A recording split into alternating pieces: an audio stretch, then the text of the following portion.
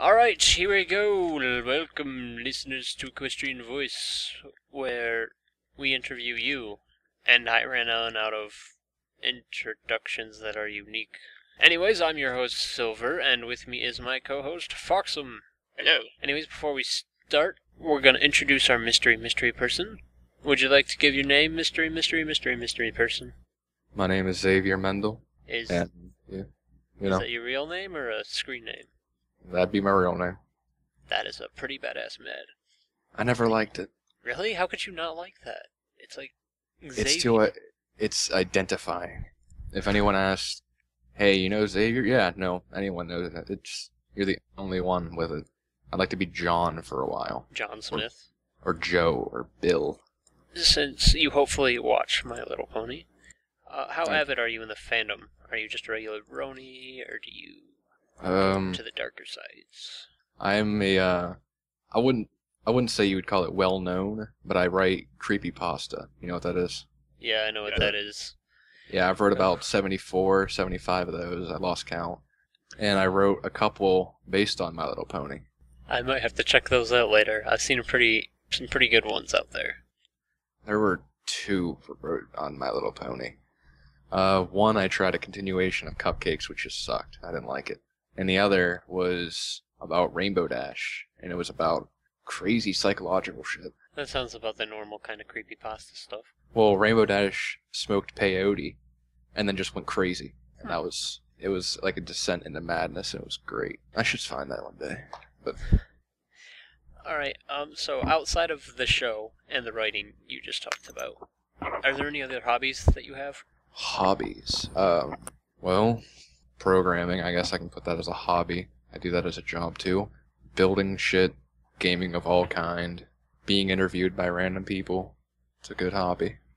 I think that's a poke at us, but I'm not gonna rise.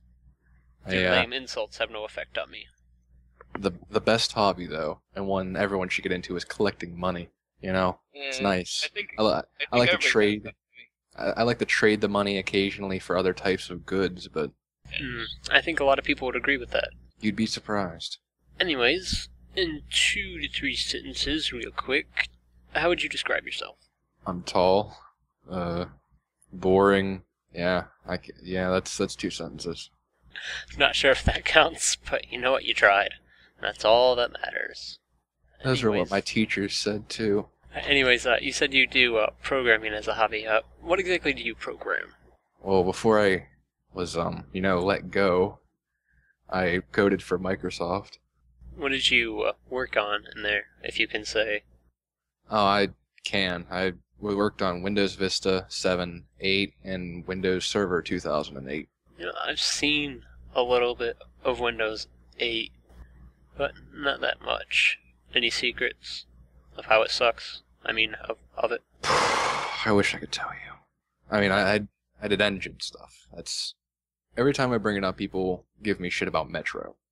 I had nothing to do with that. There's me, and then a mile-wide gap between the people who actually work on Metro. You know what I mean? Yeah, I see you pushing the blame elsewhere. Oh, definitely. You can't blame me for... deserved or not. You can't... Well, you kind of can blame me for Vista. You can do that. Not really, though. Yeah, kind of. I kind of got in a little late. But I mean, I joined the company around the time it was announced. I mean, so a lot of the stuff I had no part with, but there are a lot of reasons why that ended up as it did. Anyways, Foxum, moving on to the more pony-related questions. Let's go on to happier things. How did you get into the show? I think it was around the Ticketmaster, the 3rd episode. I turned on the TV, just chilling there. My niece was like, "Hey, check this out." I'm like, "Cool." And then a couple episodes later, I see it again, and then I'm like, I should watch these. I go through up until Dragon Shy, and at the end, I'm sitting there thinking, well, damn, better go reset the theme song. And that's how it happened. You know you did that. Good. You know you did it. I skipped the theme song, but you can do that on the internet. You're like one of the few people who actually watched the show on TV. Yeah, I was there since the beginning. But Skipping the theme song, you're the worst kind of person. Yeah, you are skipping the theme song. I can't believe you. I have a tie of Fluttershy. That Do you wear that a lot? I had a Violet Sparkle tie, but I don't know where the fuck it went. It fucking disappeared. That's a disappointment. Fluttershy stayed. So, would Fluttershy be your favorite pony, or do you have any others? I try not to choose favorites, but I guess it would be Fluttershy. I don't know. So, is there any favorite songs you like to sing? I can't sing. Everyone can sing, just when they're alone. I don't even sing when I'm alone. I tried to sing once in the shower, and the shower turned off. I didn't want any of my shit. Well, yeah, that's because that's what the toilet's for. Oh, you'd be surprised by that, too. Okay, I don't really want to know any more on that subject. Neither did the toilet. Horrible jokes. Well, so what do you do that all your appliances agree on that you're good at related to ponies? I don't know. Related to ponies? That's... Yes. My appliances don't really have much of an opinion on ponies. Except my toaster, but that's... Well, you see, my toaster is amazing. It's wooden and it makes music. You understood that reference. Yeah, I got that. Yes. Anyway, so do you have any favorite brony songs then? Brony songs? Yes. Made by people who like the show. Let me think. I'm quite partial to Fluttershy's Lament. You ever heard that? I have. That is by Aviators? I don't know. Nah. That and The Knights of Time and Space. The one about Doctor Who's. That's great. Those are both great You watch songs. Doctor Who? I do. Another brony got me into it recently. He didn't expect that a week later I'd already seen all the episodes. You ever watch the older episodes, like from the 70s? Bit before that. It started in, 62? But I've seen a few, but the reason why I don't watch them all is because I don't have a hard drive big enough to hold everything. Knowing me, I would go get a torrent of every single episode. It would take up half my fucking hard drive, and then I would never want to delete it. That's why we have the internet to stream videos.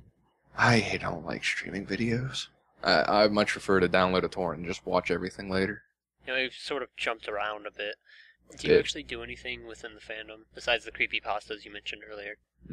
I wrote a couple stories, like regular stories. So, out of the original stories you've written, or whatever, do you want to give us, like, small descriptions?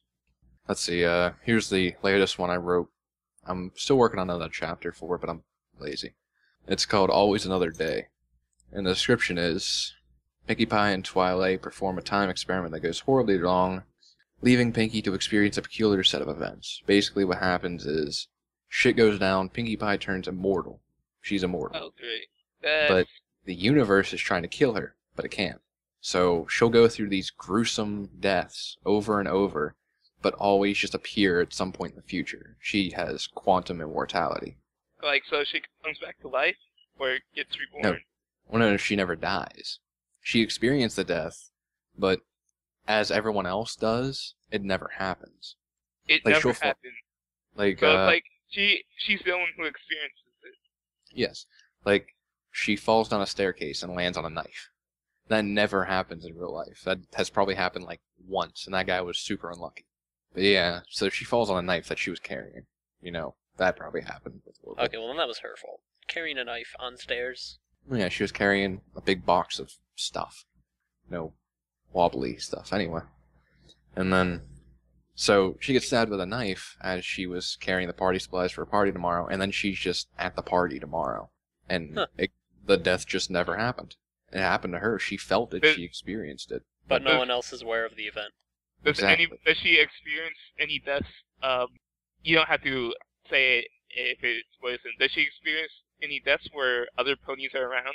Not yet, but that will happen. I actually wrote that down for the next chapter. I'm just not good enough, or not less lazy enough to write the rest of it. I'll do that eventually. Inspired enough. Well, I still get people telling me. I still get people telling me to finish it, but then I'm like, I'll finish it, and I open office. Yes, open office. And then I go to sleep. Is there any stories you recommend from you? Stories I would recommend? Like, is there any true stories that you wrote that you're really proud of? Or is that it? The PG Pie one? Well, I've wrote a bunch of stories, but I'm not really proud of any of them. That's a good way to feel about yourself. I don't feel they're good enough. Stories in general, though. There's a lot of good stories out there. Tell us, what's... Oh, I got 2 pony stories that are probably my favorites. My favorites list only has 2 on there, so I'm going to assume they're good. They're called The Envelope and Happily Ever After, both about Lyra. You know, Lyra, Bon Bon, the search of humans and whatnot.